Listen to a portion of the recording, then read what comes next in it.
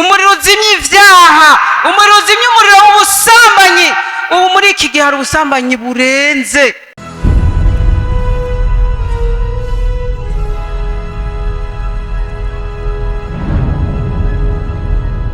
Urya muriro wari uwa mpwemu, ikica uzimije. Urya muriro wari uwa mpwemu, ikica uzimije. Urya muriro wari uwa mpwemu, ikica uzimije. Urya muriro wari uwa mpwemu, ikica uzimije. Urya muriro wari uwa mpwemu, ikica uzimije. Urya muriro wari uwa mpwemu, ikica uzimije. Urya muriro wari uwa mpwemu, ikica uzimije. Urya muriro wari uwa mpwemu, ikica uzimije. Yesu ahabwa icubahiro. Turongeye kubaramutsa kandi mu izina rya Yesu. Tariki ibiganza turamukanya aricyo turapfa. Yesu nabahezagire. Bari abantu b'inyuma ntibaramukanya. Turabaramukije abantu b'inyuma mwese mu izina rya Yesu. Yesu nabaha umugisha. Ama rero nkuko babivuze nitwa Kanyange Judith, nkabamba mu ishengero ya misiyoni ya Rusagara ariya mu Cibitoki ku rubibe rw'u Rwanda na Kongo. Hama rero nkaba nsengera ku bwiriza bw'Ubuhinyuza, ishure Buhinyuza ni centre ya Buhinyuza. Hama rero barantumye ko baramutsa abatari ngaha muhira umushinga ntahe. Tuguma tuvugana guma mbwira ndabaramutse cyane. Abakozi b'Imana bandongoye n'abungere barantumye intasho muzakire mwese mu izina rya Yesu. Nuko rero mwumvise ikorasi natanguje ivuga ngo urya muriro wa mpwemu niki cawuzimije. Tugira dusangire amajambo y'Imana avuga ku muriro wa mpwemu yera, kugira ngo dusabe ubushobozi bumira ubundi muri kino gihe, kuko ibintu menga biracanganye, ariko turagomba ko Imana ibisobanura nkuko yagenjereje abera ba mbere. Yesu nashimwe. Yesu abahezagire. Hariho igitero c'indirimbo imwe nari mfise, abayizi mumfashe, abatabizi nta ngorane mwumvirize. Yesu ashimwe. Ni igitero kimwe ngomba ko tuvugana kugira ngo twesoma amajambo y'Imana. Hari umuriro uzimya imiriro, uwo muriro n'uwa mpwemu yera. Abera bambere bari bawufise, abahizi bambere bari bawufise. Isi ntiyari babereye ko bayibamwo, barabanyamuriro ababahizi. Isi ntiyari babereye ko bayibamwo, barabanyamuriro barabahizi. Hari umuriro uzimya imiriro, uwo muriro n'uwa mpwemu yera. Abera bambere bari bawufise, abahizi bambere bari bawufise. Isi ntiyari babereye ko bayibamwo, barabanyamuriro barabahizi. Isi ntiyari babereye ko bayibamwo, barabanyamuriro barabahizi. Umuriro umuriro umuriro umuriro umuriro umuriro umuriro umuriro umuriro umuriro umuriro umuriro umuriro wo ku gicaniro uze wame waka ntuzime uwo muriro umuriro wo ku gicaniro uze wame waka ntuzime ubakozi uze wame waka ntuzime ubaririmbyi uze wame waka ntuzime uze wame waka ntuzime uze wame waka ntuzime uze wame waka ntuzime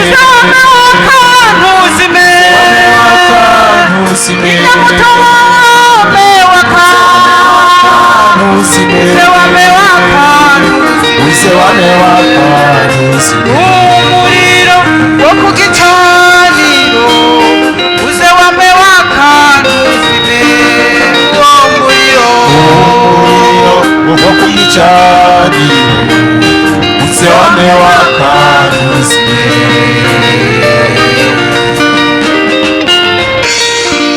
amen. Yesu ashimwe. Nagomba mbanze nsabe umubwiriza wa hano aze ansengere agira umwaza muri mwebwe.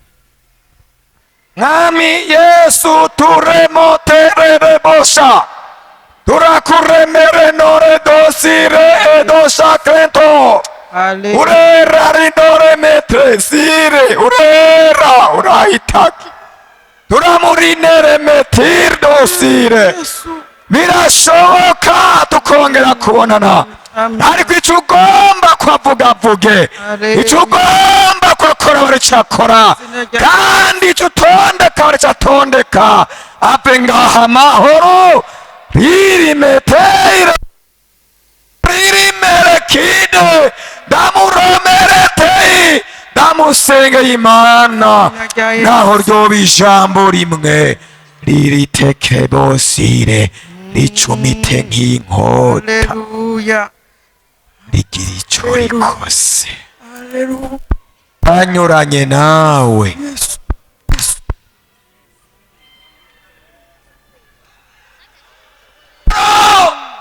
ave hano hana amahoro atacapfuye nawe umukoreshe muri uyu mwanya nyene muto ndagushimiye kw'ijuru donyene ubwaryo riri hano ndaku riri meterebo teidekide nakuriri mosire ndagushimiye kw'ijuru ubwaryo ridebeneseitaki hano hano urakoze uca umukoresha mw'izina rya Yesu amen.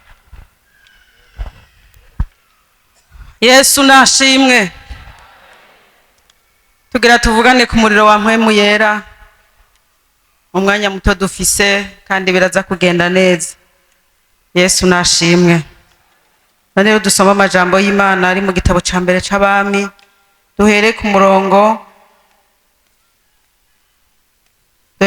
wa 22 tubandanye. Yesu nashimwe. Maze Eliya arongera barira abantu ati ni jewe jenyine nsigaye mu bavugishwa n'Uhoraho, ariko bakamenyi babayari na 450. Nuko nibaduhe amamasa abiri baheze bihitiremwo iyo bagomba, bayibage bayijanjagure mu bikenye vyayo babigereke ku nkwi, ariko boye gushira ku muriro. Nanje ndabaga iya kabiri ndayigereke ku nkwi nyene sishire ku muriro. Muheze mutakambira izina ry'Imana yanyu, nanje ndatakambira izina ry'Uhoraho. Maze Imana iza kwishurisha kurekura umuriro, iza kuba ariyo Mana. Abantu bose baravuga bati iyo nama niyo. Yesu ashimwe. Naya majambo y'Imana ngomba ko tuvugana ko Imana yampaye riko ndasenga yampaye ko tuvugana n'uyu muriro uzimye yindi miriro. Yesu ashimwe. Eliya ngo yari wenyene, yabona ko ari wenyene, ariko nibaza ko mu bubiko bw'Imana hari abandi kandi bariyo natwe turacariho. Yesu ashimwe. hama rero icyo gihe byari byamucanze Eliya, nk'uko biriko biraducanga mw'iyi minsi, biriko biracanga abakozi b'Imana. Icyo gihe nibaza ko kugira arinde asaba Imana yishurisha umuriro, hariho ibindi bimana, hari abafukamira ibindi bimana kandi byarakora ibitangaza, nk'uko muri kino gihe abasataniste barahamagara imana zabo kandi barakobeje. Yesu adutabare. Nagira ndababwire ngo nimukomeze, ariko dufise Imana ifise ubushobozi idatsindwa n'ikintu na kimwe. Naho uzobura umwe aho tumbereye, uzoyihamagare ntizogutetereza, kuko Imana yacu idakorera mu igugu. Ibindi bimana byariyo Eliya biramucanga cyane, nk'igihe cyo kuri Mose, Imana imutumye yaragiye abwira Imana ngo none njyane iki? Ati icyo ufise n'igiki? Yari afise inkoni mu ntoke. Hama rero Uhoraho aramubwira ati iterere hasi kirayicika inzoka. Hama rero Farawo ati ibyo ni ibintu bito, kuko yari afise bakamenyi nabo bashobora kuzana inzoka. Acara batuma ko ati ivyo ni ibintu bito cyane. Nk'uko tuguma turirimba, nk'uko tuguma dusenga, nk'uko tugendana Bibiliya, abarozi bakayigendana kandi bakayipfumurisha, ariko hari ubushobozi bumira ubundi. Yesu ashimwe. Umuntu wese yambara inkomezi kugira tuneshe umuriro w'abadayimoni wa kino gihe, duhangane n'ibihe vy'umwijima. Yesu nashimwe. Icyo gihe rero Mose aragira ubwoba, nk'uko twese bihora bidushikira. Urashobora kuja ahantu by'ukuri mukajya gusenga, sinzi ko bibashikira, musengera umuntu agwaye impwemu mbi akaca bafasha cyangwa akabasumbya n'ijwi. Hari igihe umuntu atangura kugira ati nije nihenze, nk'uko vyagendeye Mose. Hama rero Uhoraho acaraseruka, abonye Mose ngene yagize ubwoba, Imana yacu yamiduseruka ko hageze. Hama rero ikiraza ya Mose icimira izo nzoka zose. Yesu ashimwe. Nico gihe rero Eliya yari yagize ikibazo, niko ndavyiyumvira, biramucanga kandi biriko biraducanga, biriko biracangana mu baririmbyi, biriko biracangana mu bakozi. Abakozi benshi ubu bakoreshwa n'ubutware bw'umwijima. Imana idutabare cyane.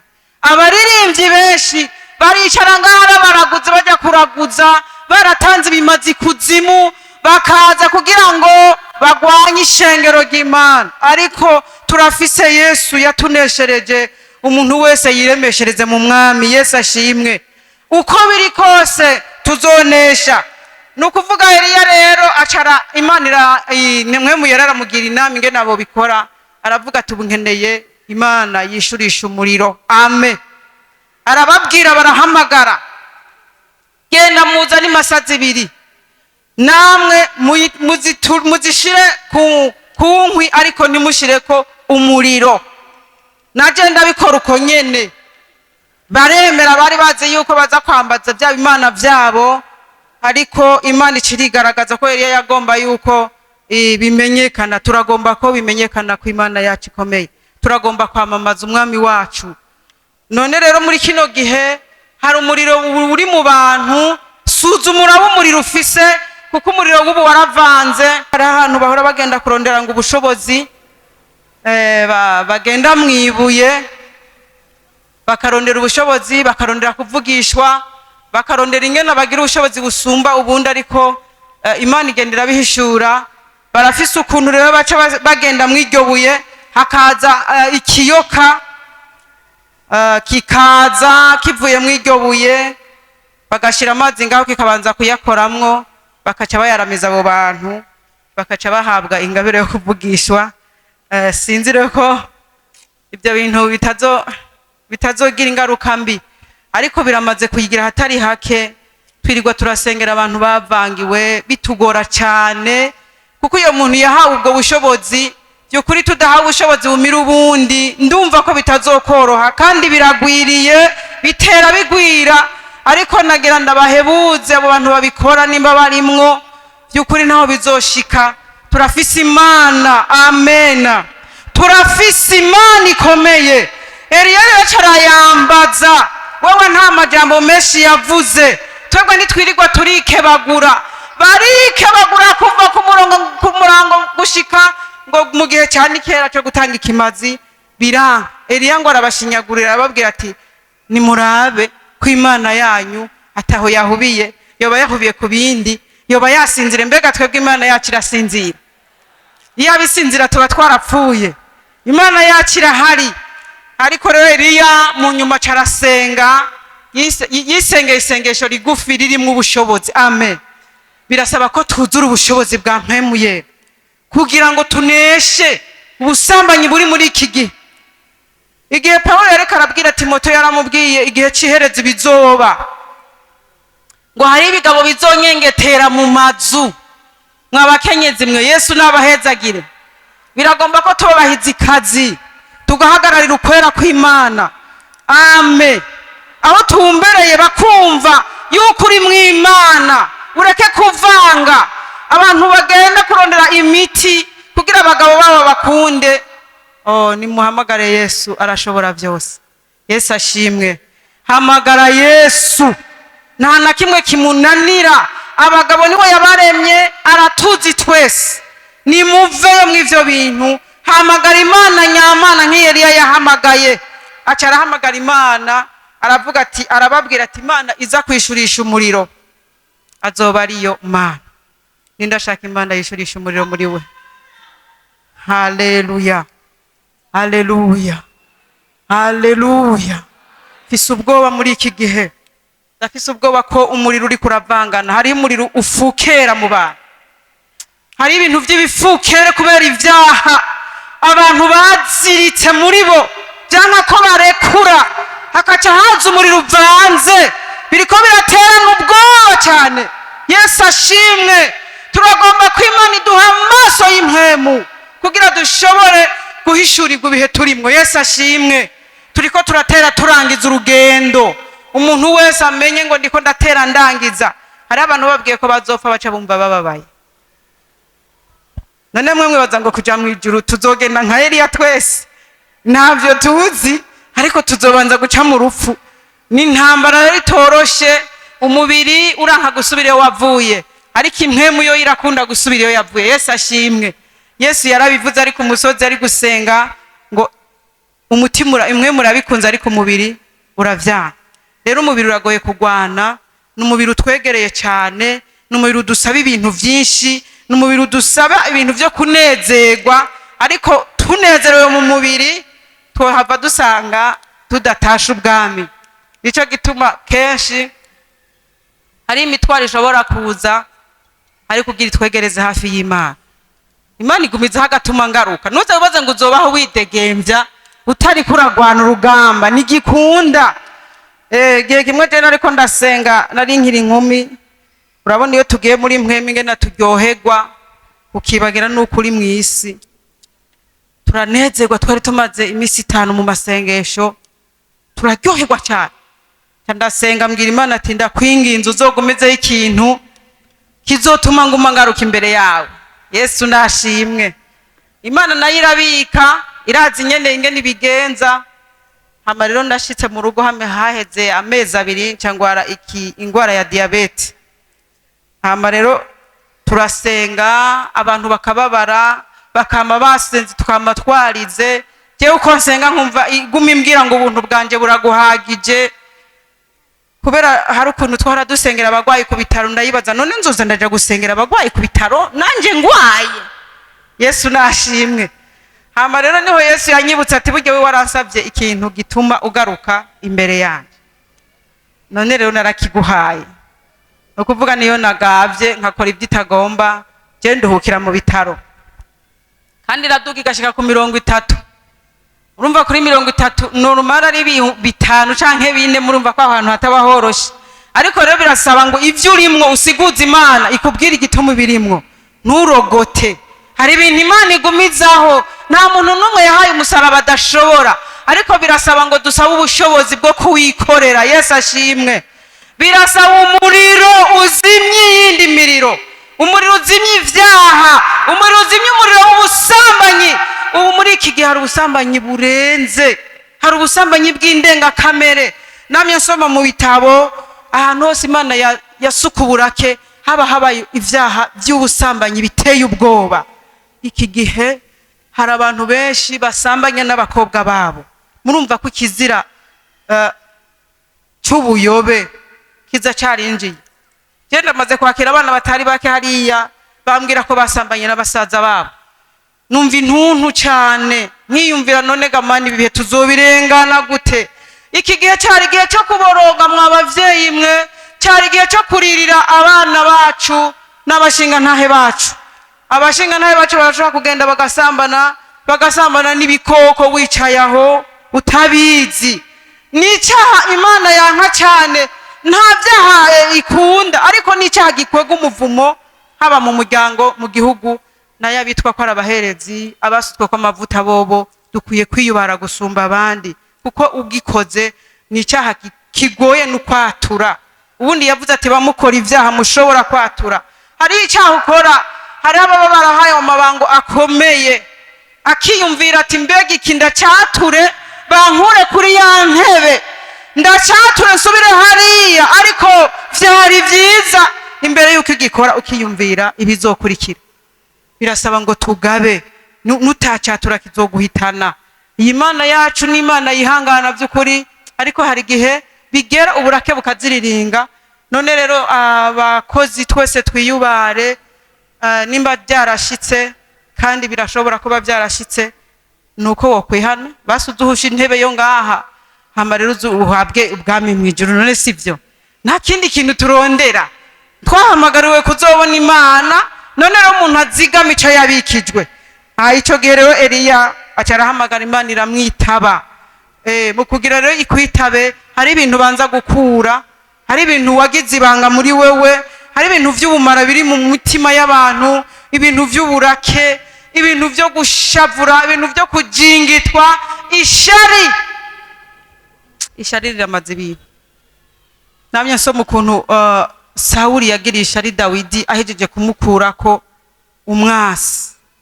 Goliyati yararembeje abanyisirayeli, araza Dawidi aramwica, womenga yari kuca amugabira, naho yamugabiye umukobwa wiwe, ariko yagumye amuhiga.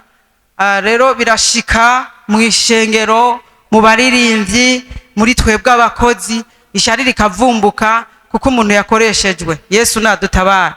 Hari igihe Imana iduteturura, umuntu agakoreshwa, kandi ko turi ibikoresho byayo. No mu masahani utunze, wowe uratora isahani ukayarura ko ivyo ugomba, Imana nayo iradutora ikavuga ati we nzogukoresha ibi. Hari abakoreshwa ivy'ubuhizi, hama abandi bagaca bashavura, ahubwo twari kunezerwa. Hari igihe dusanga n'abaturongoye bashavuye, ukamenga wari kunezerwa. Erega abantu bawe bariko barakura, wari kunezerwa. Iki kintu c'ishari ni ikintu kibi cyane, gikwega n'ubwicanyi. Ukumva umenga wamukuraho, nawe umukuraho ntuhaja. Kumwe wese ni mu mwanya wiwe. Yesu ashimwe. Umuntu wese nakorera Imana mu mwanya yahamagariwemwo, witeza ingero. Yesu ashimwe. Witega ingero. Nimba ukubura mu rusengero ntucushavura. Yesu ashimwe. Iyo umuntu bamusokoye bakamukura muri bo, nk'abo bakenyezi, ntabyo nzi ko mwa mwarabasharitse mu gashetani ntiyicaye, murashobora kuba barati hajya ahantu hari kujejewe, ariko gumahuri wowe urindire Yesu. Yesu yabonye ivyo nyene ko bigukwiriye. Mbere kuzino biranateye ubwoba, sinzi ko mubizi izi ntebe, ahubwo ko wegereza utakaza amahirwe yo kuja mwijuru uravye nabi. None rero Imana iduhe kuzigama ico twabikijwe. Umuntu wese aguma asaba ingabire yo guca bugufi. Umunsi umwe Yesu yarangendeye ambaza ngo nsaba ico ugomba. Numva mpwema arampumekeye ati nagomba nk'umutima nk'uwa Dawidi. Yesu ashimwe. Arambwira ati ndawuguhaye, n'ibyo utansabye ndabiguhaye. None rero umuntu wese nasabe kugira ingabire yo kwatura ibintu biriko birica abantu. Uguma ugenda ugakora ibyaha, ukaza ukaririmba, ukava ukagenda, ukibaza ngo irakwemera, nayivuga ngo urabikora, nanje ngahora, ukiyumvira ngo mpanye nawe gose. Byari vyiza twatuye tutaragaragara. Urazi kwirwa uratura warasambanye, urinze gusama inda, wayikoroje, wagaragaye, Imana yakwidunurije. Sinibaza ko kwatura imana igukunda cyane ariyo yarinze kukutunuza yaduhaye umwidegemvyo yaraduhaye kwidegembya muri Yesu yaraduhaye Yesu araducungura aho hantu niho turuhukira Yesu nashimwe none revyo wokora byose niwibaza ngo nimba warabitse ibintu hano uyo muriro ntuzoza oya uyo muriro uza ahantu hameze neza ugaturira ugatongora Yesu nashimwe umunsi umwe twariko turasenga haba umwe asenga tucinjira mu bisanzwe tucinjira sinibaza ko umuntu yose aba umuriro tucinjira mu masengesho ubanza gusaba imbabazi z'Imana uko genda vyiyumvira kugira ngo imbabazi z'Imana zibaho hantu idusese arasenga ati turasavye umuriro arinjira muri mpemu ati turasavye umuriro mwatibuka Karumeli ubundi ari hari atoya Mana n'ubutibure woduturira kubera ntibari bwezwe we yaravuze ati ahuzira uza guturira ibima uza guhitana ibintu bihava bijyana na jewe aragira ubwoba tucya twumva hariko hasenga babiri mwasenga usaba ubundi asenga wubuza byaraducanze cyo gihe turi mu masengesho ntuze ngo umuriro ntuze undi ngo turasavye umuriro umurongo zira carafata programme carabanzana n'ababaza kuko byari byadusize ubundi acavuga ati jewe ma kubera jenga mu mutama je nuzuye ivyaha vyinshi nase ko uyo muriro uza ngo mpitane Yesu nashimwe uyo wundi nawe usanga yari yejejwe ntawe ubizi mugabo nawe nkuhoraho twese tuguma dushaka imbabazi z'Imana Yesu nashimwe none rero n'uwo muriro tuko turavugana umuriro uzimye yindi miriro ubanza ukura ibintu vyose kugira ni waza ntuguhitana n'ivyo vyaha vyawe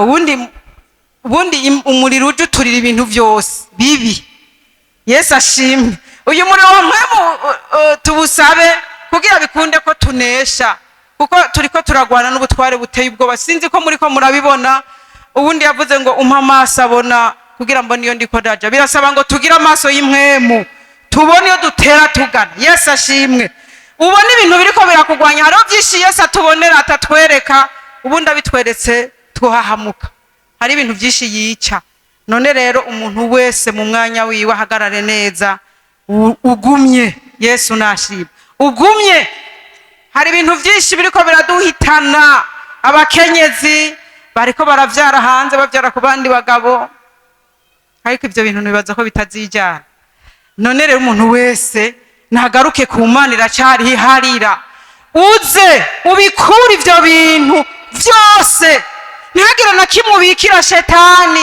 kuko iryo bango mubikiye wewe ahemba zero ubundi ngo yarigeze guhishurirwa abona ukuntu abakoreye shetani bo naho bakora neza nimba batumye kwica naho bakora neza bo ntibigera bahembwa inkoni hama rero ngo acavuga abadayimoni bavuga ngo ibikirisu ngo nta bwenge bifise vraiment ngo ibikirisu ngo umuntu ngo naho biba byacumuye ngo umwami waguma bihamagara ngo nuze ngo ariko twe naho tuba twakoze neza duhembwa inkoni aho dutarikira ibiganza Yesu twe naho tuba twacumuye aguma guhamagara aguma hamagara ngwingo amen haleluya jewe Yesu namugererarije n'umumama mu muryango umumama ibintu byose umwana aramugira ko bibi byose akamuhanagura akamwoza natwe Yesu turamwonona akaca duhanagura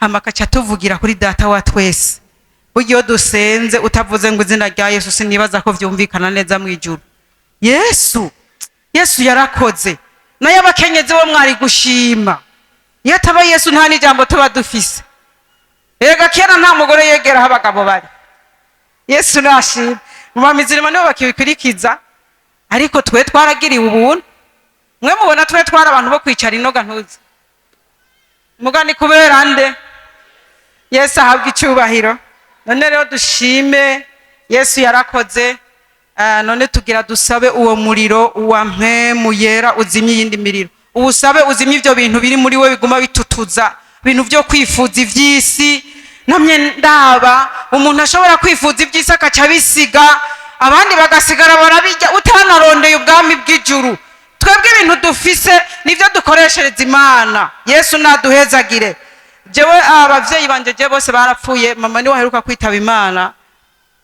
mama ntiyarakijijwe hama rero yari yararondeye vy'ukuri ntacyo twigeze tubakenana abavyeyi barabirondeye, ariko mpora ndaba ukuntu ubu hasigaye abakozi gusa. Twese twaravuye mu rugo, ibintu vyose harimo abakozi.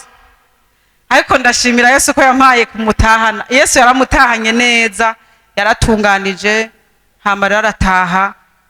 Burya harabateguriwe ubwami. Mama ntiyigera yinjira n'urusengero.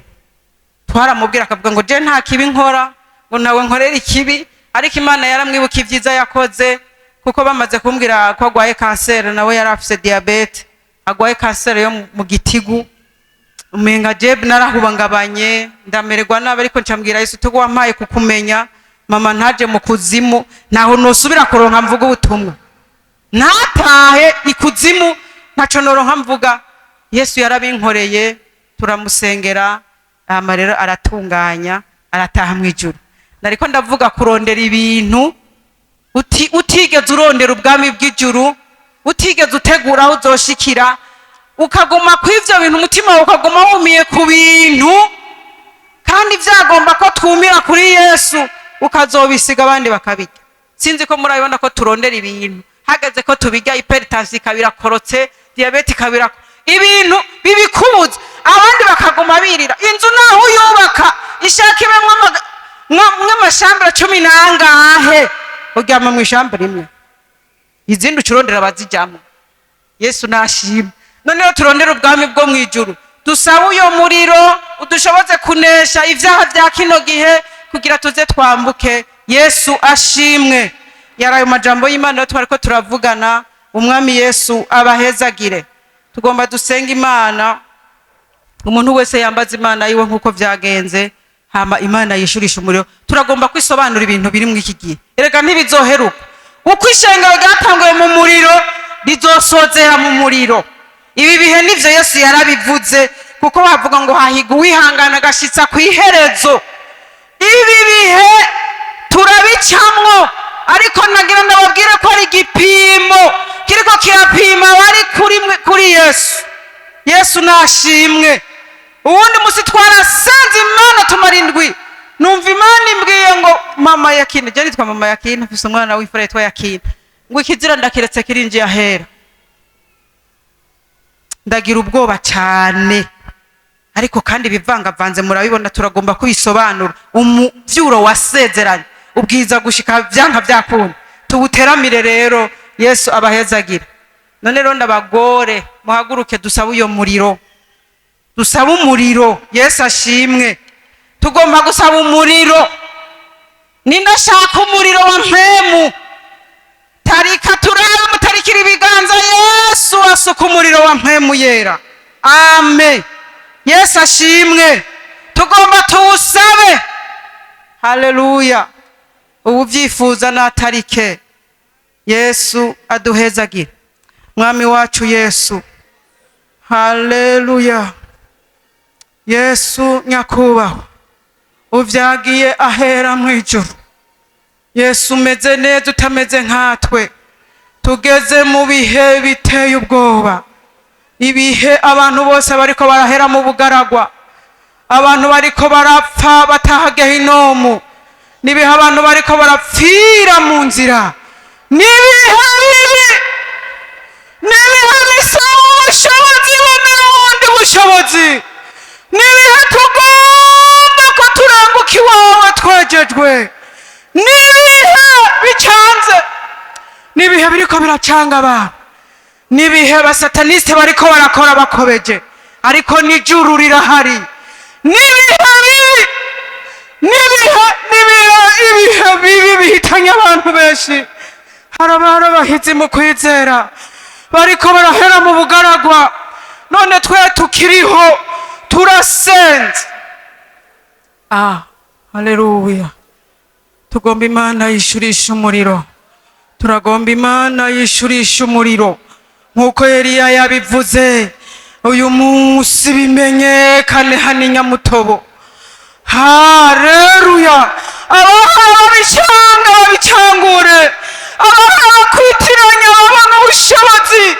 Turasenze Imana yo mwijuru, turahamagaye ubushobozi bumira ubundi, turahamagaye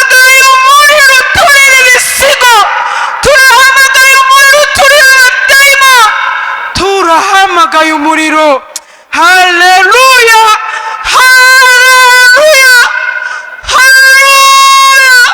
Turasabye umuriro kugira dushobore kunesha. Turagomba uyu mwanya utubikire iherezo ryiza, uturinde kurangiza nabi. Uradutabara turiko turagukorera, turasiga imiryango yacu tukaza. Hari abafise ibibazo byinshi mu ngo, turagomba utugwanira urugamba, utugwanira intambara nziza yo kunesha, kugira bikunde tuzoshika iwawe. Mwami Yesu, turasenga iri shengero, nubagirire neza abakozi ba hano. Umuriro ku gicaniro ntuzuzime, ntuzuzime, ntuzuzime. Nigira umuriro uvura abakozi b'Imana mu ishengero. Haleluya. Yesu, tugirire neza. Turasenze, tutakira tetu meyo. Yesu, turasenze, turahagaritse ubutware bw'umwijima. Nusuke mu vyuro wasezeranye, nusuke mu bana abakozi bagukorera agatama. Uzubahe kubona Imana, uzubahe kurangiza.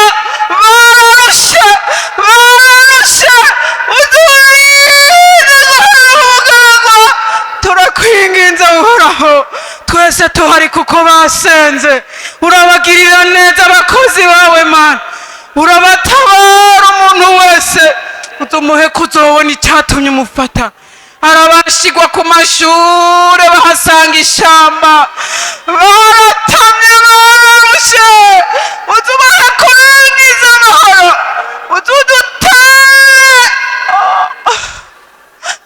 uzudutabara. Aba batama bararushe, baracotse, bararushe, baragukoreye. Uzubatabara umunsi ntazabanyahiranye. Haleluya. Ubagirire neza, natwe uzutugirire neza. Turasenga uyu mukozi ari inyuma, numukoresha ivy'ubuhizi. Mana, udutabara, utuzitirire. Ubushobozi bwawe butugota impande zose, utudomeko ikimenyetso mu izina rya Yesu. Urakoze mu izina ryawe gera Yesu. Yesu abahezagire mwese.